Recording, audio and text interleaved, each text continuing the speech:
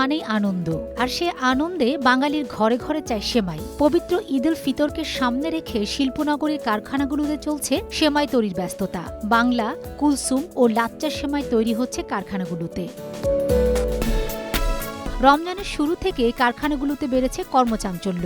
কোথাও মেশিনে ময়দা মিশে সেমাই তৈরি, কোথাও কাঁচা সেমাই শুকানো, আবার কোথাও লাকড়ির চুলায় ভাজা হচ্ছে সেমাই। শ্রমিকরা কেউ প্যাকেট করছেন, কেউ ওজন দিচ্ছেন, কেউ বা কার্টুনে ভরে পাঠানোর প্রস্তুতি নিচ্ছেন।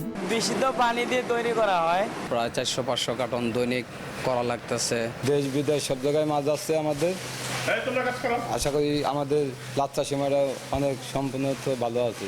অনেক বেশি ব্যস্ত সময় কাটতেছে, মানে সেমাই অর্ডার আসতেছে প্রচুর পরিমাণে অর্ডার আসতেছে, দিয়ে কুড়াইতে পারতেছে না, এরকম আর কি। এই সেমাইটা একদম স্বাস্থ্যকরভাবেই উৎপাদন করতেছি। বাংলাদেশ ক্ষুদ্র ও কুটির শিল্প কর্পোরেশনের সেমাই এখন দেশ ছাড়িয়ে বিদেশেও জনপ্রিয়। এখানকার উৎপাদিত সেমাই দেশের চাহিদা মিটিয়ে রপ্তানি হচ্ছে মালয়েশিয়া, সৌদি আরব ও ভারতে। ভবিষ্যতে দুবাই সহ মধ্যপ্রাচ্যের বিভিন্ন দেশে রপ্তানি প্রক্রিয়া চলছে।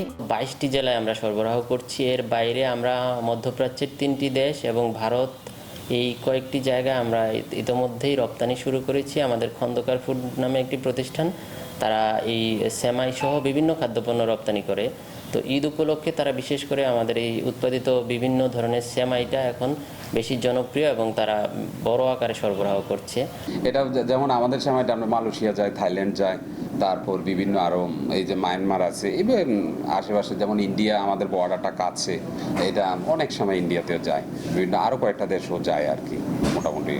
আর আমরা যেই পরিমাণ ওদের চাহিদা, আমরা কিন্তু আসলে ওইভাবে দিতেও পারি না।